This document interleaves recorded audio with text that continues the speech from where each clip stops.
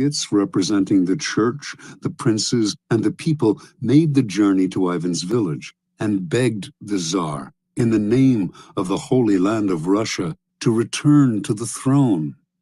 Ivan listened, but would not change his mind. After days of hearing their pleas, however, he offered his subjects a choice. Either they grant him absolute powers to govern as he pleased, with no interference from the boyars, or they find a new leader. Faced with a choice between civil war and the acceptance of despotic power, almost every sector of Russian society opted for a strong Tsar, calling for Ivan's return to Moscow and the restoration of law and order. In February, with much celebration, Ivan returned to Moscow. The Russians could no longer complain if he behaved dictatorially. They had given him this power themselves. Interpretation. Withdrawal and disappearance are classic ways of controlling the options. You give people a sense of how things will fall apart without you, and you offer them a choice. I stay away and you suffer the consequences, or I return under circumstances that I dictate. In this method of controlling people's options, they choose the option that gives you power because the alternative is just too unpleasant. You force their hand, but indirectly. They seem to have a choice.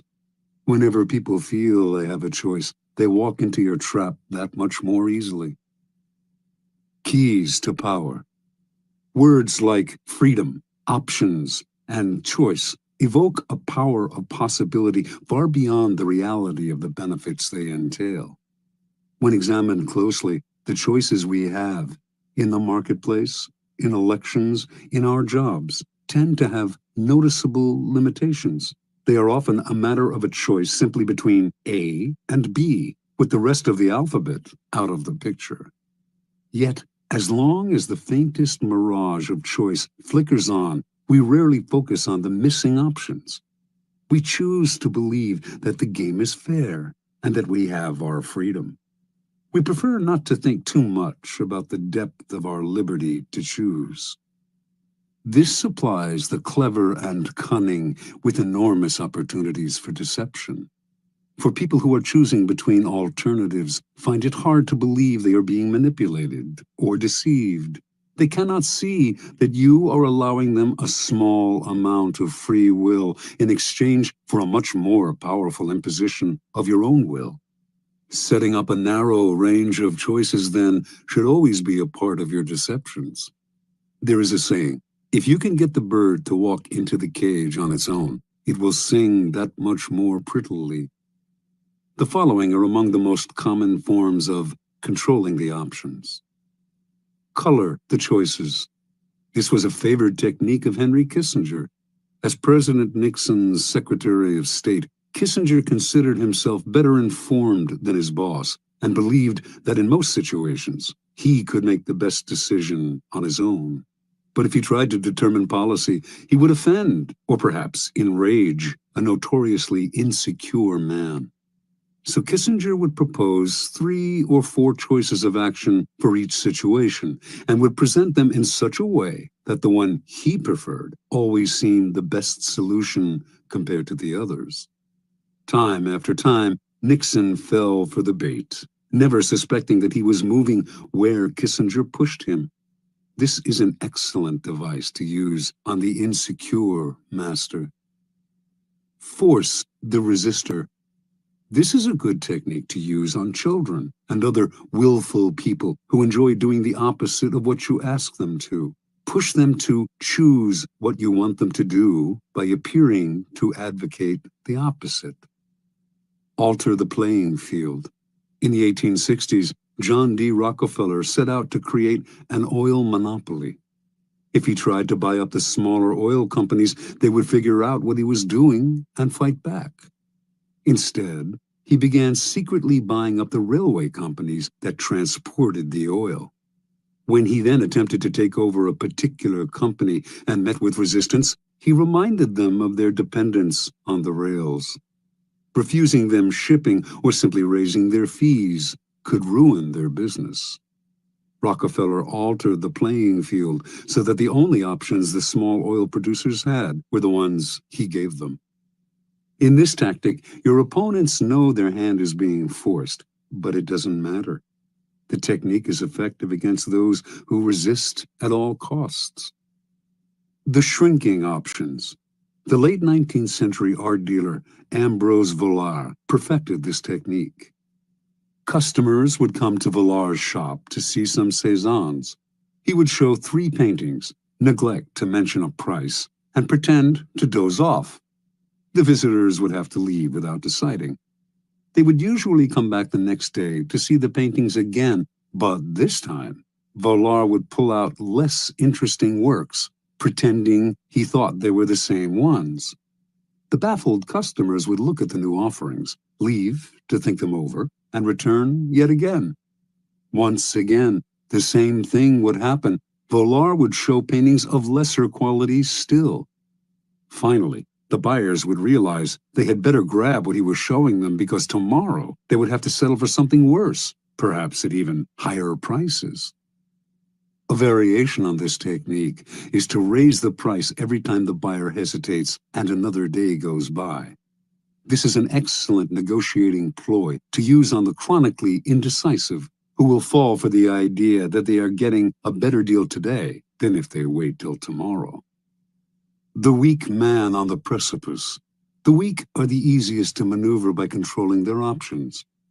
Cardinal de Retz, the great 17th century provocateur, served as an unofficial assistant to the Duke of Orleans, who was notoriously indecisive.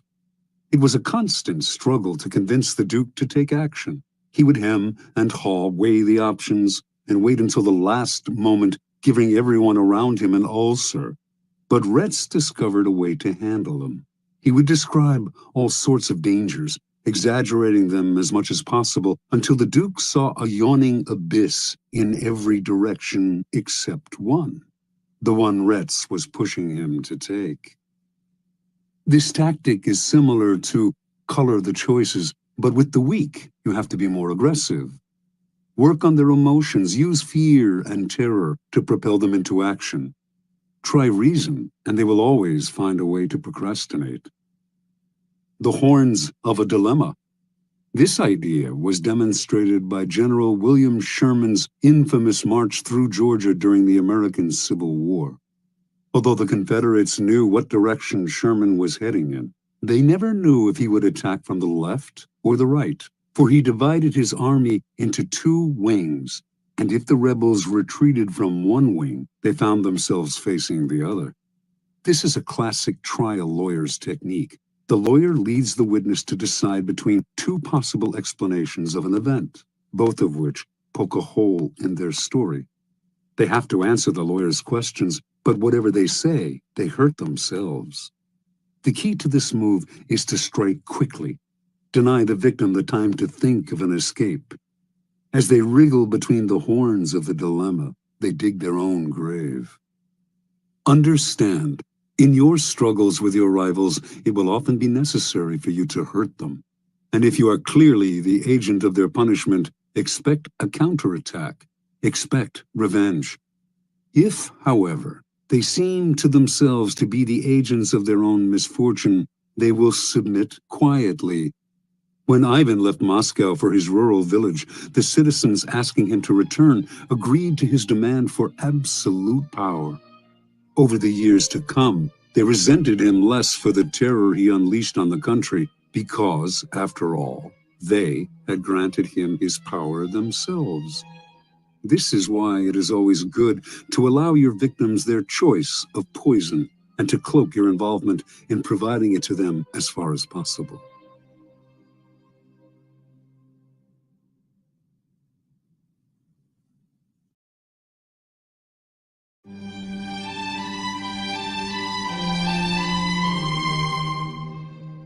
Law 32.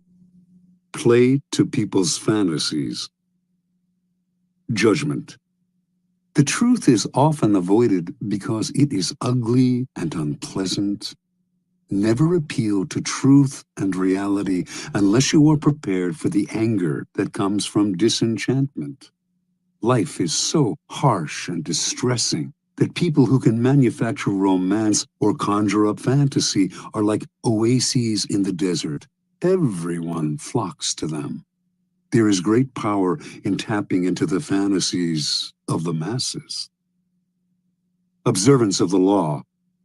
The city-state of Venice was prosperous for so long that its citizens felt their small republic had destiny on its side. In the Middle Ages and High Renaissance, its virtual monopoly on trade to the East made it the wealthiest city in Europe.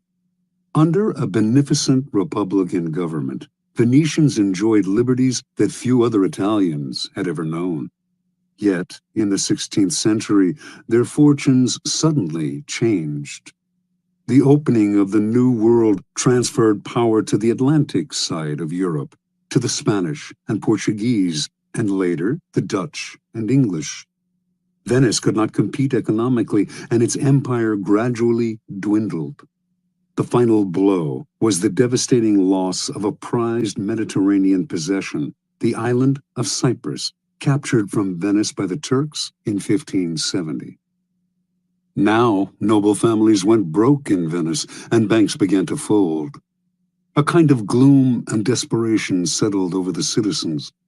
They had known a glittering past, had either lived through it or heard stories about it from their elders.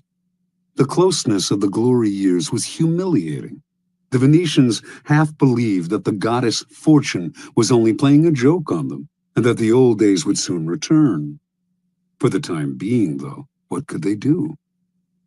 In 1589, rumors began to swirl around Venice of the arrival not far away of a mysterious man called Il Bragadino, a master of alchemy, a man who had won incredible wealth through his ability, it was said, to multiply gold through the use of a secret substance.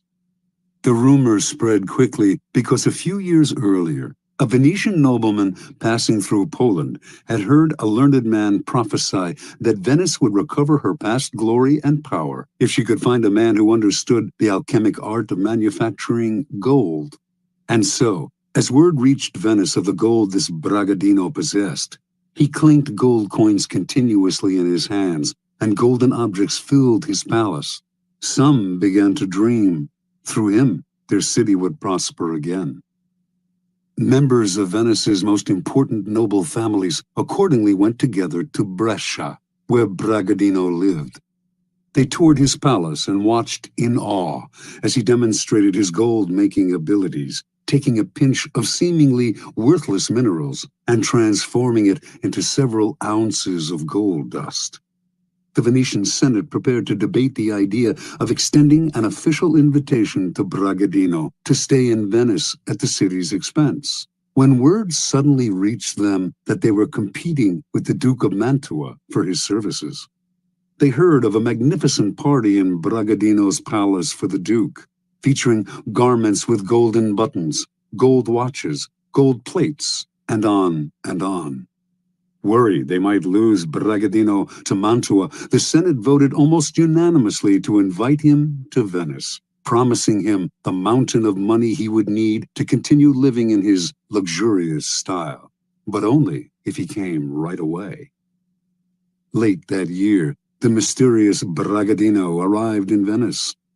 With his piercing dark eyes under thick brows, and the two enormous black mastiffs that accompanied him everywhere, he was forbidding and impressive. He took up residence in a sumptuous palace on the island of Giudecca, with the Republic funding his banquets, his expensive clothes, and all his other whims. A kind of alchemy fever spread through Venice. On street corners, hawkers would sell coal, distilling apparatus, bellows, how-to books on the subject. Everyone began to practice alchemy. Everyone except Bragadino.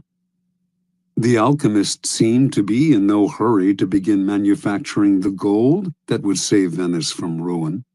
Strangely enough, this only increased his popularity and following. People thronged from all over Europe, even Asia, to meet this remarkable man. Months went by, with gifts pouring in to Bragadino from all sides. Still, he gave no sign of the miracle that the Venetians confidently expected him to produce. Eventually, the citizens began to grow impatient, wondering if he would wait forever. At first, the senators warned them not to hurry him. He was a capricious devil who needed to be cajoled. Finally, though, the nobility began to wonder too, and the Senate came under pressure to show a return on the city's ballooning investment. Bragadino had only scorn for the doubters, but he responded to them. He had, he said, already deposited in the city's mint the mysterious substance with which he multiplied gold. He could use this substance up all at once and produce double the gold, but the more slowly the process took place, the more it would yield. If left alone for 7 years, sealed in a casket, the substance would multiply the gold in the mint 30 times over. Most of the senators agreed to wait to reap the gold mine Bragadino promised. Others, however, were angry. 7 more years of this man living royally at the public trough? And many of the common citizens of Venice echoed these sentiments. Finally, the alchemist's enemies demanded he produce a proof of his skills, a substantial amount of gold, and soon. Lofty, apparently devoted to his art, Bragadino responded that Venice, in its impatience, had betrayed him, and would therefore lose his services. He left town, going first to nearby Padua, then, in 1590, to Munich, at the invitation of the Duke of Bavaria, who, like the entire city of Venice, had known great wealth but had fallen into bankruptcy through his own profligacy, and hoped to regain his fortune through the famous alchemist's services. And so Bragadino resumed the comfortable arrangement he had known in Venice, and the same pattern repeated itself. Interpretation. The young Cypriot Mammunia had lived in Venice for several years before reincarnating himself as the alchemist Bragadino. He saw how gloom had settled on the city, how everyone was hoping for a redemption from some indefinite source. At first, Mammunia did not use vulgar demonstrations to convince people of his alchemic skill. His sumptuous palace, his opulent garments, the clink of gold in his hands, all these provided a superior argument to anything rational. And these established the cycle that kept him going. His obvious wealth confirmed his reputation as an alchemist, so that patrons like the Duke of Mantua gave him money, which allowed him to live in wealth, which reinforced his reputation as an alchemist, and so on. Only once this reputation was established, and dukes and senators were fighting over him, did he resort to the trifling necessity of a demonstration. By then, however, people were easy to deceive. They wanted to believe. The Venetian senators who watched him multiply gold wanted to believe so badly that they failed to notice the glass pipe up his sleeve from which he slipped gold dust into his pinches of minerals.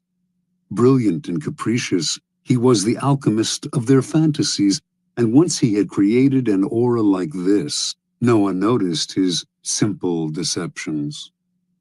People rarely believe that their problems arise from their own misdeeds and stupidity. Someone or something out there is to blame. The other, the world, the gods. And so salvation comes from the outside as well. Had Bragadino arrived in Venice armed with a detailed analysis of the reasons behind the city's economic decline, and of the hard-nosed steps that it could take to turn things around, he would have been scorned. The reality was too ugly, and the solution too painful. Mostly the kind of hard work that the citizens' ancestors had mustered to create an empire. Fantasy, on the other hand, in this case the romance of alchemy, was easy to understand and infinitely more palatable. To gain power, you must be a source of pleasure for those around you, and pleasure comes from playing to people's fantasies.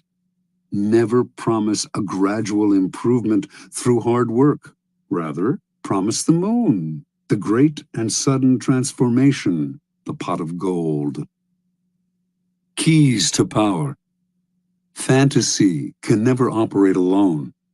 It requires the backdrop of the humdrum and the mundane. It is the oppressiveness of reality that allows fantasy to take root and bloom. In 16th century Venice, the reality was one of decline and loss of prestige. The corresponding fantasy described a sudden recovery of past glories through the miracle of alchemy. While the reality only got worse, the Venetians inhabited a happy dream world in which their city restored its fabulous wealth and power overnight, turning dust into gold. The person who can spin a fantasy out of an oppressive reality has access to untold power. As you search for the fantasy that will take hold of the masses, then, keep your eye on the banal truths that weigh heavily on us all. Never be distracted by people's glamorous portraits of themselves and their lives. Search and dig for what really imprisons them. Once you find that, you have the magical key that will put great power in your hands. Remember, the key to fantasy is distance. The distant has allure and promise, seems simple and problem-free. What are you offering then should be ungraspable. Never let it become oppressively familiar. It is the mirage in the distance, withdrawing as the sucker approaches. Never be too direct in describing the fantasy. Keep it vague. As a forger of fantasies, let your victim come close enough to see and be tempted, but keep him far away enough that he stays dreaming and desiring.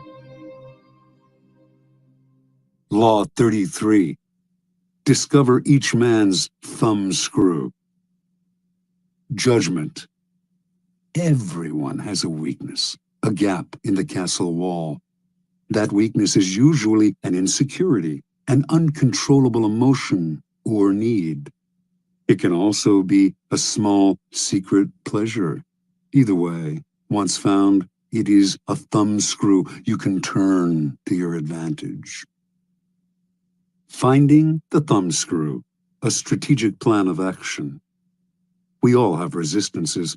We live with a perpetual armor around ourselves to defend against change and the intrusive actions of friends and rivals. We would like nothing more than to be left to do things our own way. Constantly butting up against these resistances will cost you a lot of energy. One of the most important things to realize about people, though, is that they all have a weakness, some part of their psychological armor that will not resist, that will bend to your will if you find it and push on it. Some people wear their weaknesses openly, others disguise them. Those who disguise them are often the ones most effectively undone through that one chink in their armor. In planning your assault, keep these principles in mind. Pay attention to gestures and unconscious signals. As Sigmund Freud remarked, no mortal can keep a secret. If his lips are silent, he chatters with his fingertips. Betrayal oozes out of him at every pore.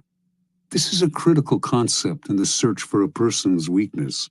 It is revealed by seemingly unimportant gestures and passing words. The key is not only what you look for, but where and how you look. Everyday conversation supplies the richest mine of weaknesses, so train yourself to listen. Start by always seeming interested. The appearance of a sympathetic ear will spur anyone to talk. A clever trick, often used by the 19th century French statesman Talleyrand, is to appear to open up to the other person, to share a secret with them.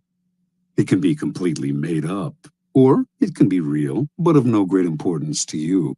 The important thing is that it should seem to come from the heart. This will usually elicit a response that is not only as frank as yours, but more genuine, a response that reveals a weakness.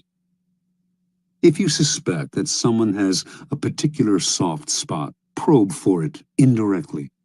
If, for instance, you sense that a man has a need to be loved, openly flatter him. If he laps up your compliments, no matter how obvious, you are on the right track. Train your eye for details, how someone tips a waiter, what delights a person, the hidden messages in clothes. Find people's idols, the things they worship and will do anything to get. Perhaps you can be the supplier of their fantasies. Find the helpless child. Most weaknesses begin in childhood, before the self builds up compensatory defenses. Perhaps the child was pampered or indulged in a particular area, or perhaps a certain emotional need went unfulfilled. As he or she grows older, the indulgence or the deficiency may be buried, but never disappears. Knowing about a childhood need gives you a powerful key to a person's weakness. One sign of this weakness is that when you touch on it, the person will often act like a child. Be on the lookout, then, for any behavior that should have been outgrown.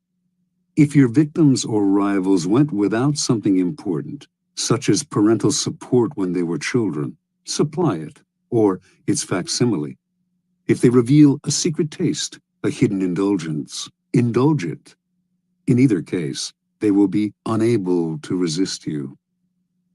Look for contrasts. An overt trait often conceals its opposite. People who thump their chests are often big cowards. A prudish exterior may hide a lascivious soul. The uptight are often screaming for adventure. The shy are dying for attention. By probing beyond appearances, you will often find people's weaknesses in the opposite of the qualities they reveal to you. Find the weak link. Sometimes in your search for weaknesses, it is not what, but who that matters. In today's versions of the court, there is often someone behind the scenes who has a great deal of power, a tremendous influence over the person superficially on top. These behind-the-scenes power brokers are the group's weak link. Win their favor, and you indirectly influence the king. Alternatively, even in a group of people acting with the appearance of one will, as when a group under attack closes ranks to resist an outsider, there is always a weak link in the chain. Find the one person who will bend under pressure. Fill the void. The two main emotional voids to fill are insecurity and unhappiness. The insecure are suckers